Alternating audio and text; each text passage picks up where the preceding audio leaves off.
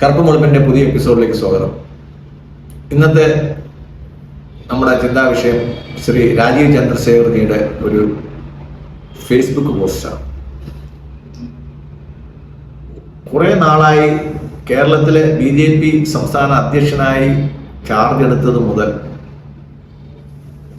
ശ്രീ പിണറായി വിജയനെയും പാവപ്പെട്ട മരുമകനെയും എന്നും ചീത്ത വിളിക്കലാണ് ഇദ്ദേഹത്തിന്റെ ജോലി. പിണറായിക്കിട്ട് എന്തൊക്കെ പാര പണിയാൻ പറ്റുമോ ഇതൊക്കെ ഇങ്ങനെ പണിതുകൊണ്ടിരിക്കുക. പണ്ട് സുരേന്ദ്രൻജി ആയിരുന്നപ്പോഴത്തേക്ക് ഈ പാടുകളൊന്നും ഇല്ലായിരുന്നു. അദ്ദേഹം ഒരു കുഴലും പണമൊക്കെ പിടിച്ചിട്ട് ഇങ്ങനെ നടക്കുമായിരുന്നു. അതുകൊണ്ട് വലിയ ശല്യമില്ലായിരുന്നു. ഒരു ഹെലികോപ്റ്റർ കയറി ഇങ്ങനെ പുള്ളിക്കാരൻ്റെ സ്റ്റൈലിലേക്ക് പോയിക്കൊള്ളു, കുഴപ്പമില്ലായിരുന്നു. അപ്പോഴാണ് പിണറായി രാജവംശത്തിലെ കമ്മ്യൂണിസ്റ്റ് രാജവംശം എന്നാണ് ശ്രീ ചന്ദ്രശേഖർജി പറയുന്നത്. അപ്പോൾ കമ്മ്യൂണിസ്റ്റ് രാജവംശത്തിലെ രാജകുമാരനായ ശ്രീ റിയാസിനും മുഖ്യമന്ത്രിക്കും കൂടെ ഒരു റോഡ് ഉദ്ഘാടനം ചെയ്യാൻ മുട്ടിയത്. രണ്ടുപേരും കൂടെ ഒരു സ്മാർട്ട് റോഡ് ഉദ്ഘാടനം ചെയ്ത് അവരുടെ ലക്ഷ്യം പൂർത്തിയാക്കുകയും ചെയ്തു. പത്രങ്ങളിലേക്ക് ഫുൾ പേജ് പരസ്യം, നല്ല പച്ച നിറത്തിലുള്ള നല്ല പരസ്യമായിരുന്നു. പത്രങ്ങൾക്ക് പൈസ കിട്ടി, പിണറായിയുടെ PR വർക്ക് നല്ല രീതിയിൽ നടന്നു. ഇതൊക്കെ കണ്ടിട്ട് അപ്പോഴത്തേക്ക് നമ്മളൊരു പ്രതികരണം ശ്രീ രാജീവ് ചന്ദ്രശേഖറിൽ നിന്ന് പ്രതീക്ഷിച്ചു. നോക്കുമ്പോൾ രാത്രി 10 മണിക്കായപ്പോഴത്തേക്ക് ഒരു ഫേസ്ബുക്ക് പോസ്റ്റ് ഇട്ടിട്ട് എനിക്ക് തീർന്നേക്കാം. നമ്മുടെ ശ്ലോകത്തിൽ കഴിച്ചു എന്ന് പറഞ്ഞാൽ ഒരു ഫേസ്ബുക്ക് പോസ്റ്റിലൊക്കെ കഴിച്ചു. ഇതൊക്കെ നേരത്തെ ശ്രദ്ധിക്കേണ്ട രാജീവ് ജി.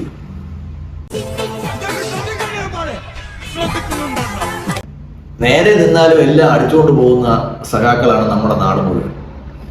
പിന്നെയാണ് രാത്രി ഉറങ്ങിയാൽ. തൃശ്ശൂര് ജനിച്ചിട്ടും മുണ്ട് മടക്കി കുത്തിയിട്ടും തെറി വിളിച്ചിട്ടും ഒന്നും ഒരു കാര്യവുമില്ല. ഇവിടെ കേരളത്തിലെ സ്ഥിതിഗതികളെല്ലാം വ്യത്യസ്തമാണ്. കന്നഡയിലെ പോലെ അല്ല. 10 തല വേണം രാവണനെ പോലെ. തനി രാവണൻ 10 തലയായവന്. കേന്ദ്രത്തിലെ ഓരോ മന്ത്രാലയവും കേരളത്തിന് കൊടുക്കുന്ന ഓരോ പൈസയും എവിടെ പോകുന്നു എന്നറിയണമെങ്കിൽ അതൊക്കെ കണക്ക് നോക്കാൻ വേണ്ടിയിട്ട് നിങ്ങളുടെ കമ്പനിയിൽ നിന്ന് ഒരു കണക്കപ്പിള്ളയെ കൊണ്ടുവരണം. കേരളത്തിലെ BJP നേതാക്കൾക്ക് ഈ കണക്ക് വലിയ പിടുത്തമില്ല.